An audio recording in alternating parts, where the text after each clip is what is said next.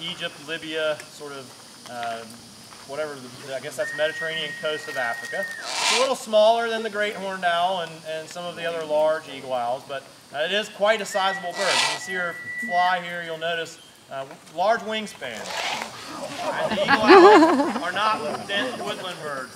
The Asian brown wood owl that we saw, the chick, he lives in dense forest. Eagle owls do not. They live along edges where forests meet openings. That's why we see great horned owls around golf course fairways and backyards, and we hear them so frequently. That wingspan really creates a circumstance where it's hard to move through such tight spots. That's my favorite part of this whole job, is the surprised look on visitors' faces when an owl flies over their head and they didn't know they were coming. Owls, as nocturnal hunters, have to be quiet. Without silence, they don't really have any way of getting to their prey. They give up their speed and their efficiency in order to be so quiet. They've got specialized feathers on their wings and throughout their body that allow them to move without making much of a noise. You hear her making a noise with her mouth.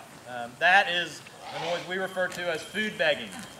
Just like the Asian brown wood owl and the barn owls that you met a minute ago, this is a bird that was hand raised by humans. She was imprinted on humans. So that means that she thinks that humans are mom and dad. If you think about a wild circumstance, an owl begs its parents for food until parents stop feeding it, right? And then when your parents stop feeding you, if you're still begging, you're wasting your time and you're scaring away all your food.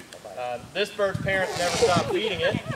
That would be a bit more unusual for us to not feed her, right? So she begs us constantly for food. It's just kind of a side effect of that hand rearing process. Let's see, what else? Most of the eagle owls have some kind of a hooting noise. These guys are pretty simple. The great horned owl says, "Who's awake? Me too." The Savigny's eagle owl, a little more simple. It's just one hoot.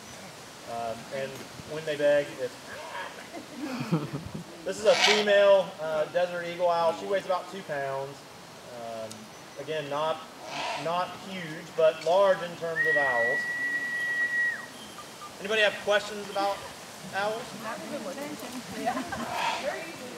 So we have 4 owls in South Carolina. We have the smallest, the eastern screech owl, the barn owl that we saw a minute ago, the barred owl, and the great horned owl. Those are the 4 common species found here. Occasionally we see short-eared owls, which are a migratory species, but that's very rare.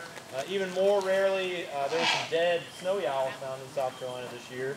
There was sort of an explosion year of lemmings in Canada, and so lots of snowy owls hatched and they dispersed south, but unfortunately it's way too warm here and there's way too much of a fungus called aspergillum for a snowy owl to live here, and they die when they are exposed to this fungus when they're stressed. So really just 4 owls in our state on any regular basis. Here along the coast we have all 4. The most common one you're going to see and hear in your backyard, as long as your backyard is sort of the typical broken forest habitat, you're going to